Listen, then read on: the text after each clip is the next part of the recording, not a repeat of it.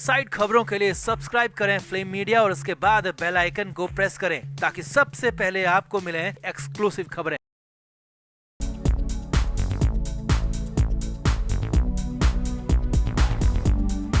शिवसेना सांसद संजय राउत के लिए अब एक के बाद एक मुसीबतें बढ़ती ही जा रही हैं। सिर्फ संजय राउत ही नहीं बल्कि उनके करीबियों पर भी आफत शुरू हो चुकी है, क्योंकि अब ईडी ने ऐसा दाव खेला है जिसके बाद तो पात्रा चौल घोटाले की सारी पोल पट्टी खुल जाएगी। वहीं 4 अगस्त को कोर्ट में पेशी के बाद संजय राउत की हालत बेहद खराब हो गयी। जज की तरफ से जैसे ही ईडी के लिए रिमांड बढ़ाने का फरमान आया तो संजय राउत बुरी तरह तिलमिला उठे। कोर्ट में तमाशा शुरू कर दिया, मगर जज फिर भी नहीं माने तो संजय राउत बहानेबाजी पर उतर आए। पंखे और एसी के लिए झूठ बोलने लग गए। संजय राउत ने हर वो हथकंडा अपनाया जिससे वो ईडी की रिमांड से बच पाते, मगर कोर्ट ने संजय राउत की एक नहीं सुनी और संजय राउत को एक बार फिर से ईडी के ही हवाले कर दिया। अब इधर ईडी की टीम ने भी दफ्तर पहुंचते ही एक और बड़ा खेल कर दिया। ईडी ने संजय राउत की पत्नी वर्षा राउत को नोटिस भेज दिया, जिसके बाद माना जा रहा है कि राउत पति पत्नी से ईडी अब आमने सामने बैठा कर पूछताछ करेगी। तो क्या कुछ हुआ कोर्ट में, क्यों संजय राउत तमाशा करने लगे और ईडी के नए दाव से कितने बुरे फंसेंगे संजय राउत, आप भी कमेंट करके जरूर बताएं और वीडियो को भी शेयर करें।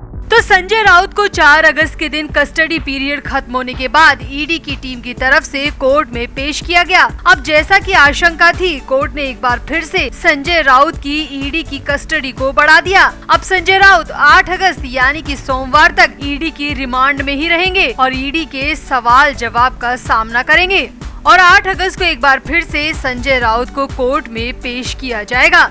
अब 4 अगस्त यानी कि आज हुई पेशी के दौरान जब कोर्ट में संजय राउत को लेकर जाया गया तो राउत ने कोर्ट में जाते ही बहानेबाजी और झूठ बोलना शुरू कर दिया और कोर्ट में कहा कि ईडी ने रिमांड के दौरान उन्हें अंधेरे कमरे में रखा है जहां न पंखा है और न ही कोई खिड़की। जी हाँ, संजय राउत ने कोर्ट को बताया कि ईडी ने उन्हें ऐसे कमरे में रखा है जिसमें हवा के लिए वो बुरी तरह तड़प उठे हैं। गर्मी से उनकी हालत खराब हो रही है। अब राउत जब कोर्ट में बोल रहे थे तो ईडी के वकील ने हंसते हुए कोर्ट में बताया कि संजय राउत सरासर झूठ बोल रहे हैं। गर्मी की बात बिल्कुल गलत है, क्योंकि जहां पर राउत को रखा गया है वो कमरा फुली एयर कंडीशनर है।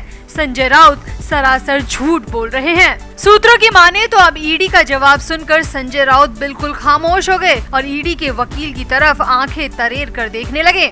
खबरों के मुताबिक अब इसके बाद कोर्ट ने ही संजय राउत से पूछ लिया कि आपकी पंखे और खिड़की की समस्या तो यहीं पर सॉल्व हो चुकी है, लेकिन अब आपका आगे क्या किया जाए, रिमांड बढ़ा दे या जेल जाना पसंद करोगे? तो इस पर संजय राउत बिल्कुल चुप हो गए, क्योंकि कोर्ट ने ऐसा सवाल कर दिया जिसमें एक तरफ कुआं है तो दूसरी तरफ खाई। संजय राउत कोर्ट में बुरी तरीके से फंस गए और इसके बाद संजय राउत बिल्कुल गिड़गिड़ाने की हालत में उतर आए और कोर्ट के सामने हाथ जोड़कर कहने लगे कि मैंने कुछ भी गलत नहीं किया है, मुझे सिर्फ राजनीतिक दुर्भावना से इस जांच में जबरन घसीटा गया है। तो इस पर जज ने ईडी के वकील से पूछा कि इनका क्या किया जाना चाहिए। तो इस पर ईडी के वकील ने बेहद संजीदगी के साथ कोर्ट के सामने कहा कि जज साहब, हम 1034 करोड़ और 80 लाख रुपए के स्कैम की जांच कर रहे हैं। संजय राउत वैसे भी हमारी जांच प्रक्रिया को सपोर्ट नहीं कर रहे, हमारे सवालों का वो बिल्कुल भी सेटिस्फाई आंसर नहीं दे रहे हैं और जब तक हमारी पूछताछ पूरी नहीं हो जाती संजय राउत की रिमांड को बढ़ा देना ही जरूरी होगा। अब ईडी के वकील की बात खत्म होते राउत के वकील ने कोर्ट के सामने कहा कि वर्षा राउत के अलीबाग प्लॉट को लेकर सभी कागजात पत्र ईडी को पहले ही दिए जा चुके हैं, तो कस्टडी बढ़ाने की जरूरत ही नहीं है। वहीं पेशी के दौरान मौजूद स्वप्ना पाटकर के वकील ने कोर्ट के सामने कहा कि संजय राउत द्वारा स्वप्ना पाटकर को लगातार धमकाया जा रहा है, जिस पर जज साहब ने पूछा कि संजय राउत तो गिरफ्तार हैं, तो भला धमका कौन रहा है? इस पर स्वप्ना पाटकर के वकील ने कहा कि संजय राउत के लोग ही स्वप्ना पर लगातार दबाव बना रहे हैं और धमकियां भी दे रहे हैं। अब ऐसे ही कोर्ट में करीब 2.5 घंटे तक लगातार बहस चलती रही। राउत, स्वप्ना और ईडी के वकील अपनी अपनी दलीलें देते रहे और कोर्ट ने सभी की बातों को बड़े गौर से सुना। अब कोर्ट ने इसके बाद संजय राउत की रिमांड को 8 अगस्त तक के लिए बढ़ा दिया। हालांकि इसके बाद भी संजय राउत का तमाशा और बहानेबाजी चलती रही, मगर कोर्ट ने संजय राउत की एक नहीं सुनी, संजय राउत की हरकतों पर गौर तक नहीं किया और अपना फैसला सुना दिया। वहीं जैसे ही राउत की कस्टडी बढ़ी तो उधर ईडी दफ्तर से बड़ा एक्शन हो गया। ईडी की टीम ने संजय राउत की पत्नी वर्षा राउत को नोटिस थमा दिया और मुंबई दफ्तर में पूछताछ के लिए बुला लिया। जी हाँ, बड़ी खबर ये है कि ईडी की तरफ से संजय राउत की पत्नी को भी समन भेजा गया है और माना जा रहा है कि वर्षा राउत और संजय राउत को आमने सामने बैठाकर ईडी पूछताछ कर सकती है, क्योंकि वर्षा राउत के ही अकाउंट में प्रवीण राउत की पत्नी माधुरी राउत के अकाउंट से मोटी रकम ट्रांसफर की गई थी और इन्हीं पैसों से वर्षा राउत के नाम से ही अलीबाग में प्लॉट भी खरीदे गए। और अब इस पूरे मामले का सच ईडी दोनों को आमने सामने बैठाकर निकलवाना चाहती है। इसीलिए ईडी की टीम की तरफ से अब वर्षा राउत को भी समन जारी कर दिया गया है। तो जहां एक तरफ राउत कोर्ट में तमाशा करते रहे, गिड़गिड़ाते रहे, वहीं ईडी ने अपना अगला दांव भी चल दिया। अब देखना होगा कि वर्षा राउत और संजय राउत से आमने सामने की पूछताछ में ईडी कितना सच उगलवा पाएगी। तो आप इस संजय राउत की हालत पर और ईडी के इस नए एक्शन पर अपनी राय कमेंट बॉक्स में जरूर दें और वीडियो को भी शेयर करें।